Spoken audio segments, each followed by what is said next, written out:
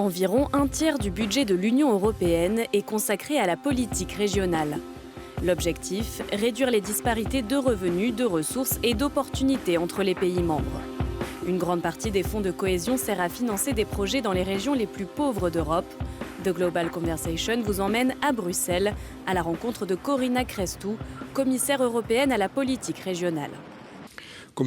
Madame la commissaire, vous êtes à Bruxelles depuis plus de 4 ans maintenant. Êtes-vous parvenue à combler les écarts entre l'Est et l'Ouest, entre les régions riches et les régions plus pauvres?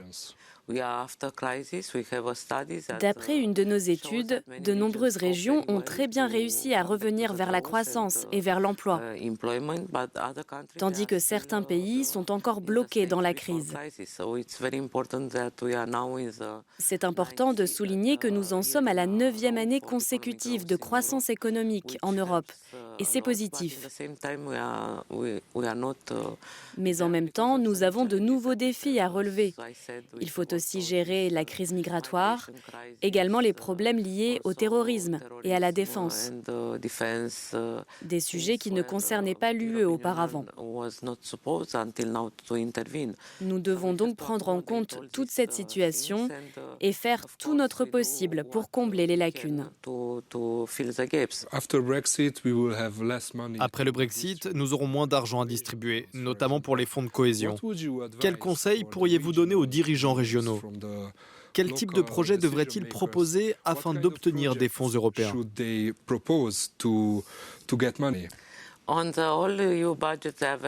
Au total, le budget de l'Union européenne sera réduit de 10%, ce qui constituera un nouveau grand défi.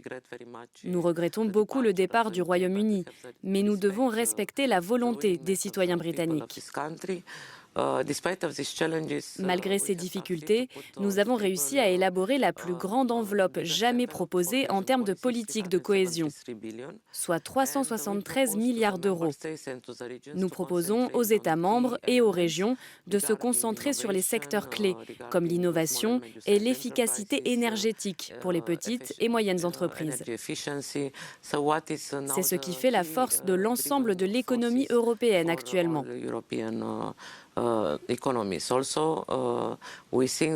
Il faut aussi faire très attention au niveau social. Nous devons faire de gros efforts pour que les citoyens sachent ce que l'Europe fait pour eux. On connaît tous l'idée reçue selon laquelle tout ce qui est mauvais vient de Bruxelles et tout ce qui est bien vient des maires et des gouvernements locaux. Je pense que cette idée doit cesser. Parce que nous serons tous perdants si nous persistons à ne pas reconnaître ce que l'Union européenne fait pour les citoyens.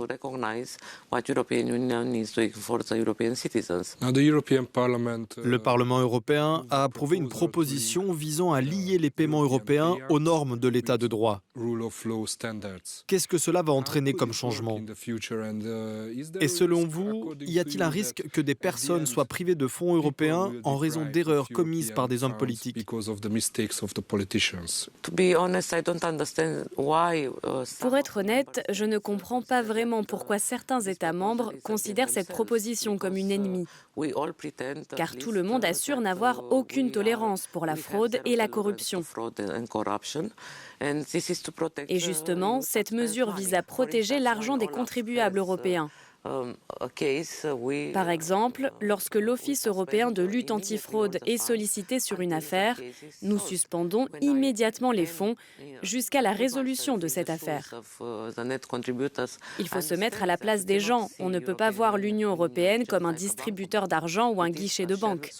Il s'agit de solidarité partagée. Il faut être ensemble dans les bons moments, mais aussi dans les périodes de secousse. Donc, l'Office européen de lutte antifraude ne peut émettre que des recommandations. Mais pensez-vous qu'il faudrait une organisation pour superviser et contrôler ces questions? Une intervention du parquet européen, par exemple.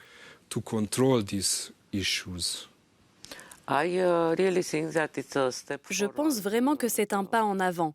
La Commission cherche depuis longtemps à protéger le budget de l'UE.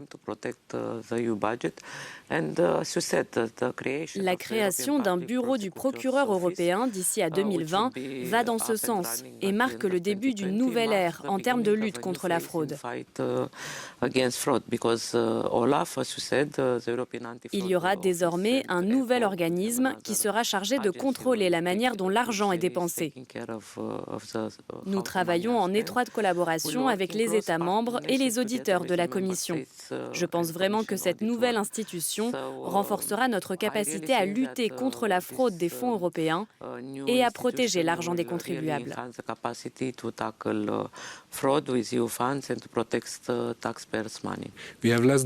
Nous sommes à moins de 100 jours des élections européennes. À quoi vous attendez-vous? Est-ce qu'il y aura une Union européenne plus fragmentée ou au contraire plus unie? Les populistes seront-ils au rendez-vous?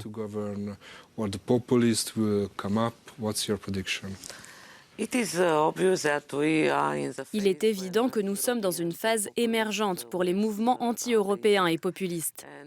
Mes services, au sein de la Direction générale de la politique régionale et urbaine, ont d'ailleurs réalisé une étude à ce sujet.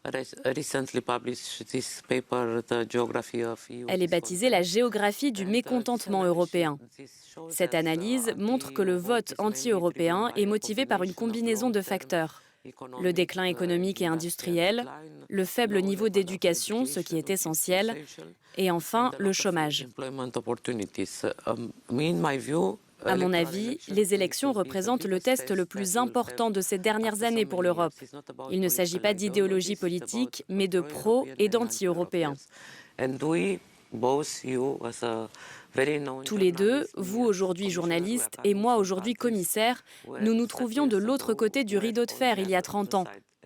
Nous ne pouvions pas imaginer que nous nous retrouverions ici aujourd'hui. Donc je pense que c'est notre devoir de défendre le projet européen qui est unique sur notre planète. Et nous devons nous souvenir de notre passé, le transmettre à la jeune génération car leur avenir est en jeu. J'aimerais que beaucoup plus de jeunes défendent notre projet européen. Dans tous les journaux, à travers l'Europe, on parle de solidarité.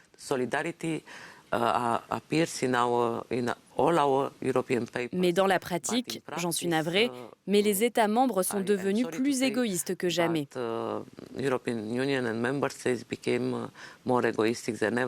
Il faut revenir à plus de solidarité et comprendre que c'est tous ensemble que nous pourrons réussir ou échouer. Commissioner, thank you very much for this interview. Thank you very much as well.